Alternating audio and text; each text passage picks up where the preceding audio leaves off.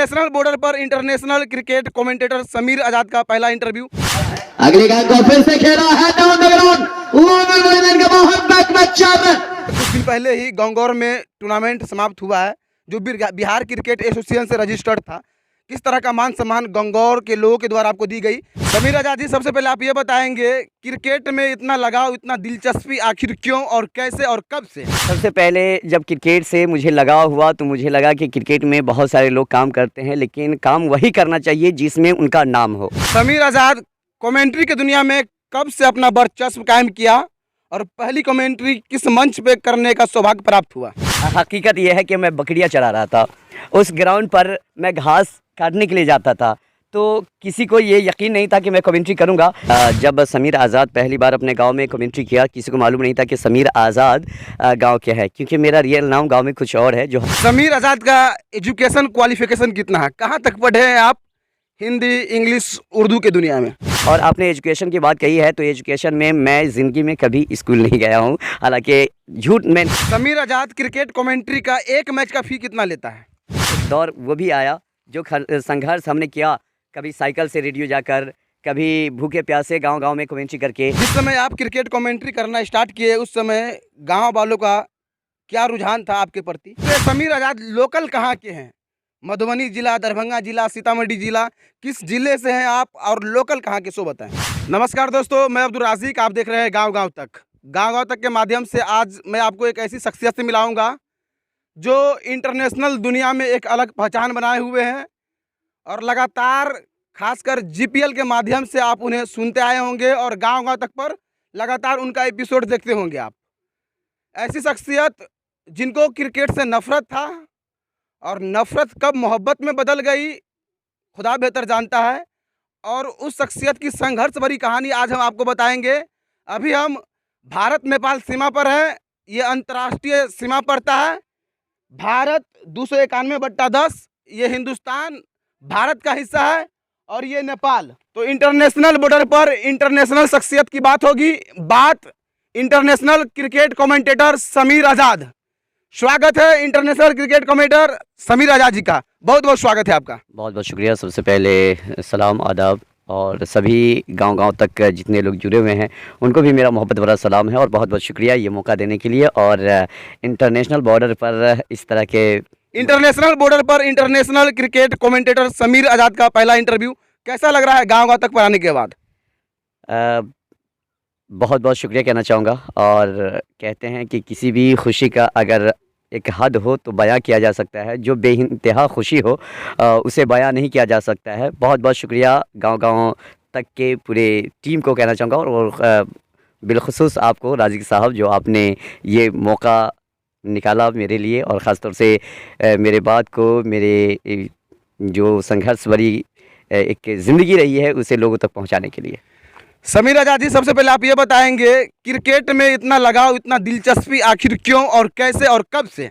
मैं वाकई में क्रिकेट से बड़ी एलर्जी होती थी, नफ़रत होता था इतनी ज़्यादा कि अगर कोई क्रिकेट की बातें करता उन्हें डपेट देता, अपशब्द कह देता। कोई अगर मैच देखने वाले आते उन्हें कुछ मैं तरजीह देता, सिखाता कि ये सब फालतू की चीज़ें हैं, इससे कुछ होना जाना नहीं है, कोई बढ़ोतरी नहीं है। अक्सर मैं देखा हूँ जब 2003 का वर्ल्ड कप था, बड़े चर्चा में थे, भारत बहुत अच्छा उस वक्त प्रदर्शन किया था और हर रोज़ दिवालियाँ मनाई जा रही थी पूरे भारत में, लोग जश्न मनाते थे, लेकिन उस जश्न के बीच में कुछ लड़ाइयाँ भी हो जाती थी। नफरत होने का मेन वजह बता रहा हूँ कि क्रिकेट तो लोग खेलते थे शर्त लगाकर, भारत पाकिस्तान का मुकाबला है या भारत ऑस्ट्रेलिया का मुकाबला है या पाकिस्तान का किसी और से है, तो शर्त लगाते थे। और बहुत सारे घटनाएं पूरे हिंदुस्तान में, पूरी दुनिया में, कभी पाकिस्तान में कभी हिंदुस्तान में पता चलता था। कहीं टीवी टूट रही है तो कहीं लोग एक दूसरे से चाकूबाजी कर रहे हैं गुस्से में आकर। तो मुझे इस चीज़ से एक जहन पे एक पड़ चुका था कि शायद क्रिकेट में लड़ाई झगड़े होते, जो सपोर्टर होते एक दूसरे को देखना पसंद नहीं करते, तो इसलिए नफ़रत थी क्रिकेट से। तो मोहब्बत होने का और ये नफ़रत मोहब्बत में तब्दील होने का मेन ज़रिया ये है कि क्रिकेट का बढ़ता हुआ खुमार। समीर आज़ाद कमेंट्री की दुनिया में कब से अपना वर्चस्व कायम किया और पहली कमेंट्री किस मंच पे करने का सौभाग्य प्राप्त हुआ? सबसे पहले जब क्रिकेट से मुझे लगाव हुआ तो मुझे लगा कि क्रिकेट में बहुत सारे लोग काम करते हैं, लेकिन काम वही करना चाहिए जिसमें उनका नाम हो। मैं भी सोचा था कि चलो क्रिकेट को अपनाते हैं और क्रिकेट में खेल कर मैं भी नाम करूंगा। हालांकि कदकाठी से मैं इतना बड़ा तो नहीं हूं कि बहुत बड़े बल्लेबाज या बहुत अच्छे गेंदबाज बन पाऊं, लेकिन क्रिकेट खेलने मैदान में जाने से पहले मैं कमेंटेटर बन गया। ये एक इत्तेफाक रहा। 2007 का वो दौर था जो हमारे गांव में मेरे गांव के मुखिया रहे स्वर्गीय विनय कुमार यादव, जो शहीद कर दिया गया, उन्हें गोली मार दी गई। तो उन्हीं के नाम से 2007 में हमारे गांव के कुछ लोगों ने ललन शाह, वीरेंद्र चौधरी, साकेत मंडल, संजय चौधरी, आस मोहम्मद और बहुत सारे लोग, पूरे ग्रामवासी मिलकर वो टूर्नामेंट ऑर्गेनाइज़ किया। 10 मुकाबले निकल चुके थे और उस 10 मुकाबले से पहले मैं उस ग्राउंड पर, हकीकत यह है कि मैं बकरियां चरा रहा था। उस ग्राउंड पर मैं घास काटने के लिए जाता था, तो किसी को ये यकीन नहीं था कि मैं कमेंट्री करूंगा। लेकिन 10 मैच निकल चुके थे, 11वां मुकाबला है, याद नहीं आ रहा है मुझ पर, कौनी और मोहनपुर का शायद वो मैच था, जिसमें हमारे भाई आस मोहम्मद, जिसका नाम मैंने बताया, वो पहले कमेंटेटर है सिरसिया के। हालांकि उनसे भी पहले लाल बाबू चौरसिया स्वर्गीय, वो भी कमेंटेटर है, बड़े प्रसिद्ध रहे और उस मैच में वो आए थे। हालांकि जब मेरे हाथ में माइक दिया गया कमेंट्री करने का, जो पहला स्टेज था, उस स्टेज में सबसे ज़्यादा मेरे चचा जो बशीर सिद्दीकी साहब लहरी, वो 3 बार के वार्ड अध्यक्ष है, उस वर्तमान में वार्ड अध्यक्ष भी थे। जब मेरे हाथ में माइक आया, उन्होंने कहा कि ये क्या बोलेगा। जब उनके ये शब्द निकले, एक अंदर से आवाज़ आई कि मैं कर सकता हूँ। माइक मेरे हाथ में आया और उस दिन से आश मोहम्मद के हाथों से माइक समीर आज़ाद पकड़ा और वो माइक आज तक समीर आज़ाद के हाथों में। कमेंट्री की दुनिया में आपने खुद अपने दम पर एक अलग पहचान बनाई, इमेज बनाया, और आप एफएम पर भी काम करते हैं, दूर दूर तक जाते हैं कमेंट्री करने के लिए। वहाँ के आयोजन कमेटी से किस तरह से बात होती है और किस तरह का एक मान सम्मान मिलता है हर एक जगह पर आपको? बहुत बहुत शुक्रिया ये सवाल पूछने के लिए। जब समीर आज़ाद पहली बार अपने गांव में कमेंट्री किया, किसी को मालूम नहीं था कि समीर आज़ाद गांव के है, क्योंकि मेरा रियल नाम गांव में कुछ और है, जो हकीकी नाम है आज मैं आपके गांव तक के माध्यम से लोगों तक पहुंचाना चाहता हूं। मेरा ओरिजिनल जो नाम है, आइडेंटिटी जो है भारत का, वो है अब्दुल समद। यानी मेरा जो ओरिजिनल नाम है अब्दुल समद कर दिया हुआ है, अब्दुल समद है। और मदरसे के जितने भी साथी हैं वो इसी नाम से जानते हैं। लेकिन समीर आज़ाद कब बना, इसके भी पीछे एक वजह है। और अब्दुल समद समीर आज़ाद कब बन गए, कैसे बन गए? ये वाक़या है 2001 की, जब मैं दिल्ली में था 2001-2 में। अब्दुल समद हर कोई पुकारते हैं और नाम के साथ अदब होना बहुत ज़रूरी है। तो कोई समदवा कह देता था, कोई समद कह देता था, तो मुझे अजीब लगता था। जैसे अब्दुल सत्तार है, अब्दुल शकूर है, तो इन लोगों के नाम अदब के साथ लेना है हमारे शरीयती एतबार से। तो मैंने सोचा कि क्यों नहीं अब्दुल समद को एक पर्दा दे दूँ और एक ऐसा नाम मैं अपने आप को लेकर चलूं जो को किसी भी तरीके से पुकारे तो नाम पे असर ना पड़े, बेअदबी ना हो। तो मैंने अपने आप को समीर में शुमार कर दिया। क्रिकेट की दुनिया में आप बहुत सारे क्रिकेट देखे होंगे और बहुत जगह क्रिकेट कमेंट्री करने गए होंगे। आपके अभी तक जीवन का सबसे बेस्ट जगह, सबसे सर्वश्रेष्ठ जगह कौन सा है जहां पर आपको अत्यधिक मान सम्मान दिया गया हो? जहाँ तक मान सम्मान की बात है, हर जगह लोगों ने सराहा है। जब पहली बार मैं अपने गांव से शुरू किया तो गांव में रातों रात वो चर्चा और वो बातें होने लगी कि इतने अच्छे कमेंटेटर। जब 10 ओवर की कमेंट्री मैंने किया, आजू बाजू में मैं देखा कि मैदान के चारों ओर के जितने दर्शक थे वो मेरे बगल में आ चुके थे कि ये है कौन। एक ताजुब उन्हें भी हुई, मुझे भी लगा कि मैं इतना अच्छा बोल सकता हूँ, हौसला बढ़ा है। और जो अंपायर साहब थे उसमें, और श्याम ठाकुर जी, साथ ही साथ संजय चौधरी जी, इन लोगों ने मेरे अब्बू को भी कहा है कि भैया ये बहुत अच्छा बोलते हैं, इन्हें थोड़ा सा आप सपोर्ट करते रहेंगे।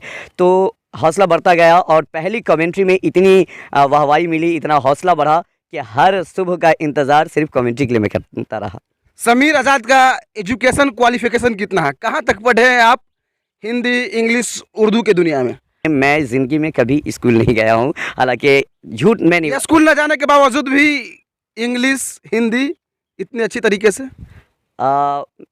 जो सब कुछ है ये सिर्फ़ एक तालीम है जिसे दुनिया कुरान शरीफ कहते हैं। और वाकई में अगर बच्चों के अंदर अगर कुरान की तालीम आ जाए तो दुनिया के हर एजुकेशन वो समेट सकता है, सिर्फ़ 30 पारे कुरान पढ़ के। नाज़रा मैं पढ़ा हूँ और नाज़रा पढ़ने के बाद मैं 2 पारे हिफ्ज़ भी किया, लेकिन कह सकते हैं कि माँ बाप के, भाइयों के, घर वालों के, ख़ानदान वालों की कोशिश थी कि ये पढ़े, ये हाफिज़ बने। लेकिन उस वक्त जहन में कुछ ऐसा सवाल हुआ कि मैं दिल्ली चला गया। वहाँ से रिटर्न आने के बाद क्रिकेट का जुनून जगा, कमेंटेटर बना। रेडियो तक जब मैं पहुँचा, जब लोगों को मैं बात कहता था कि मैं रेडियो पे आने वाला हूँ, लोग मजाक उड़ाते थे। और जब मैं रेडियो पे पहली बार मिथिलांचल कप से मणिपाल के ग्राउंड से बकरी वालों ने, the Janakpur Lions youth club वालों ने जब मुझे इनवाइट किया, पहली कमेंट्री पुपरी और सुरयाही का मुकाबला था, मुझे आज भी याद है। जब टॉस हुआ, पहली कमेंट्री जब शुरू हुई पहले ओवर में, मेरी बेचैनी इतनी बढ़ गई कि मैं फ़ौरन कमेंटेटर के पास पहुंच गया और मैं खुद बोला कि मैं कमेंट्री करना चाहता हूं। समीर आज़ाद क्रिकेट कमेंट्री के अलावा कुछ और भी करते हैं क्या? जी, क्रिकेट कमेंट्री के अलावा अल्लाह का फ़ज़ल है कि मैं नात ख़ानी, नक़ावत महफ़िल में, गाँव घर में जब बुलाते लोग, मैं करता हूँ। लगातार आप पिछले 10-12 साल से क्रिकेट कमेंट्री करते आ रहे हैं। वर्तमान समय में आपके परिवार की आर्थिक स्थिति किस प्रकार की है? जिस हिसाब से मेहनत कर रहे थे, नेपाल के रेडियो में जो मुझे तनख्वाह मिलती थी, पहले तो 4,000 नेपाली मेरा तय हुआ था। उसके बाद धीरे-धीरे 4 से 10, 10 से 6, 6 से 10, 10 से 15, 16, 17, 18, 20 तक के जाके सिमट के रह गया नेपाली। समीर आज़ाद क्रिकेट कमेंट्री की दुनिया में कौन-कौन से मुल्क, कौन-कौन से देश में अपना पहचान बनाए हुए हैं, अपने फॉलोवर्स बनाए हुए हैं? क्रिकेट कमेंट्री जब से मैं करने लगा हूं, तो शुरू में रेडियो तक ही सीमित था। ऑनलाइन के ज़रिए लोग देश विदेश में भी सुनते थे। लेकिन 2014 के बाद फेसबुक का दौर आया और मैं भी अपना फेसबुक का लॉगिन किया और वहां फेसबुक के ज़रिए से मैं लाइव करने लगा, जिसमें भारत, बांग्लादेश और पाकिस्तान, नेपाल, मूल रूप से क्योंकि नेपाल के ही रेडियो से मैं चर्चित में आया हूं। क्योंकि जो रेडियो का सफ़र मेरा रहा वो बहुत मुश्किल रहा है। ख़ास तौर से शुरुआती दौर में कमेंट्री का ऐलान मैंने 2008 में सुना और मैं सोचा कि काश जो कमेंट्री कर रहे हैं, अगर मैं कमेंट्री करूंगा तो जितने सुनने वाले हैं शायद ज़्यादा खुश हो जाएंगे। और वो दिन भी आया जब रेडियो रुद्राक्ष वर्ल्ड कप 2011 की कमेंट्री का आगाज़ की थी और मैं मुंबई में था। और मुंबई में इतनी बेचैनी बढ़ गई थी कि मैं वहाँ से आने के लिए तरह तरह के बहाने करने लगे। एक परेशानी भी हुई, तो मैं वहाँ से मुंबई से घर आया और आने के बाद मुझे याद है कि 28 फरवरी 2011 जब भारत और इंग्लैंड और भारत का मुकाबला चल रहा था, 26 फरवरी को मैं रेडियो रुद्राक्ष के ऑफिस में पहुंचा था और हमारे साकेत सर जो हमारे गांव के हैं, प्रधान अध्यापक भी हैं, उन्होंने ही लेकर वहां तक पहुंचे और वहां जाने के बाद मुझसे सर्टिफिकेट मांगा गया कि आपकी कोई सर्टिफिकेट है कमेंट्री का, अगर आप कमेंटेटर है। हालांकि मेरी तलाश हो रही थी। 2009 में जो मिथिलांचल कप में किया था, दूर दूर तक लोग सुने थे रेडियो अपने मिथिला के माध्यम से, तो समीर आज़ाद सबके जहन में बैठ चुके थे। लेकिन तलाश जारी तो थी, लेकिन पता नहीं था कि वो है कहाँ के। क्योंकि मैं जब खुद पहुँचा तो मेरे पास एक प्रमाण पत्र था जो मिथिलांचल कप में दिया गया था, वही मैं दिखाई, यही मेरा सर्टिफिकेट है। वैसे समीर आज़ाद लोकल कहाँ के हैं? मधुबनी जिला, दरभंगा जिला, सीतामढ़ी जिला, किस जिले से हैं आप और लोकल कहाँ के, सो बताएं। मैं बिहार राज्य के सीतामढ़ी जिला के परिहार प्रखंड के पंचायत सिरसिया बाज़ार ग्राम पंचायत से हूँ, सिरसिया बाज़ार से, जिन्हें दुनिया और इलाके में आसपास में आज भी गंगौर में पूछा गया था कि क्या आप अकल साके सिरसिया से हैं, तो अकल साके सिरसिया से हूँ मैं। और वही उसी सिरसिया से मैं बिलोंग करता हूँ जो परिहार प्रखंड में है, अकेले पंचायत में गाँव है और जहाँ वो बॉर्डर एरिया ही है जो मंडराकट्टी नेपाल में है और सिरसिया इंडिया में है, वहीं से मैं बिलोंग करता हूँ। समीर आज़ाद क्रिकेट कमेंट्री का एक मैच का फ़ी कितना लेता है? मैं फ़ी कभी तय किया नहीं, मैं ऑर्गेनाइज़र पे छोड़ देता हूँ। क्योंकि एक दौर था कि मैं एक कमेंट्री का 10,000 भी लेता था, 6,000 में भी आए, 5,000 में भी आए। लेकिन अब ऐसा हो गया है कि अगर 4 मैच की कोई कमेंट्री करते हैं तो मैं मिनिमम कह देता हूँ कि 4 मैच है तो आप 25 के हिसाब से कर लीजिए, या आपको जो अच्छा लगता है। हाँ, बजट के हिसाब से आपको पूरा टूर्नामेंट, अगर बजट आ रहा है तो समीर आज़ाद को पूरे टूर्नामेंट में भी रख सकते हैं। अभी तक सबसे लंबे समय तक आप क्रिकेट कमेंट्री कहाँ की है, किस जिला में किए हैं? सबसे लंबे समय तक का जो मैं किया हूँ नेपाल में ही, लगातार 5 वर्षों से मोहतरी गाँव पालिका है, वहाँ वीर शहीद राम विवेक क्रिकेट टूर्नामेंट तो होता है हर साल। वहाँ 33 मैच होते हैं, पूरे 1 महीना मैं वहाँ कमेंट्री करता हूँ। हाल ही में 2 साल से बलवा नगर पालिका वार्ड नंबर 6 में जो नगर स्तरीय क्रिकेट प्रतियोगिता होता है वो नगर से प्रायोजित है। उस टूर्नामेंट में भी पूरे टूर्नामेंट 2 सालों से मैं कर रहा हूँ, जो लगभग महीनों भर का होता है। समीर आज़ाद के परिवार में कुल कितने सदस्य हैं अभी? समीर आज़ाद 7 भाइयों की भैयारी है, सब अलग अलग हो चुके हैं। और शादी के बाद मैंने कहा 2016 तक तो एक समीर आज़ाद केवल क्रिकेट कमेंटेटर ही नहीं, आरजे के तौर पर भी रहे हैं।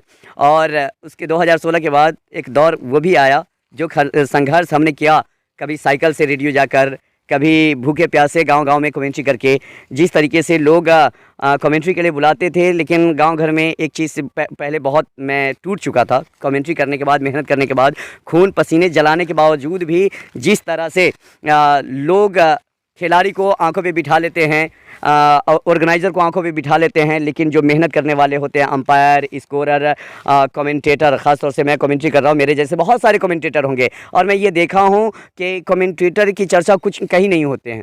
हालांकि सम्मान तो मिलता है, जो फ़ी है उसके लिहाज से कहीं फ़ी में कटौती भी होती है, तो मैं शिकायत नहीं करता हूं, क्योंकि एक हकीकत है ज़िंदगी की कि जब जो आपके हिस्से की रोटी है वो चल कर आएगी, अगर आपके हिस्से में जो दाने नहीं हैं वो चाह कर भी नहीं मिल पाएगा। जिस समय आप क्रिकेट कमेंट्री करना स्टार्ट किए उस समय गांव वालों का क्या रुझान था आपके प्रति? गांव में जब कमेंट्री किया, लोगों ने हौसला बढ़ाया, और मुझे याद है कि उस टूर्नामेंट में मैं समाज के कुछ लोग ऐसे भी होंगे ना, कहते होंगे कि फलाना का बेटा पागल हो गया, क्या कर रहा है, नहीं कर रहा है, क्या भविष्य है, क्या फ्यूचर है। बहुत कुछ सुनने को मिला है। यहाँ तक कि जब मैं बोला कि मैं कमेंट्री करता हूँ, तो कुछ लोगों ने हमें चिढ़ाया भी कि कभी स्कूल गया नहीं, पढ़ा लिखा है नहीं, बिना पढ़े लिखे कमेंट्री नहीं होती है। और रेडियो तक की बात है, ख्वाब देख रहे हैं। रेडियो में पढ़े लिखे लोग को जगह नहीं मिलती है, क्योंकि वहाँ हर चीज़ की क्वालिटी होती है, हर चीज़ के क्वालिफिकेशन के साथ साथ क्वांटिटी, आवाज़, वॉइस, सब कुछ देखा जाता है, चेक किया जाता है। आप क्या देंगे इंटरव्यू में, आपका क्या होगा?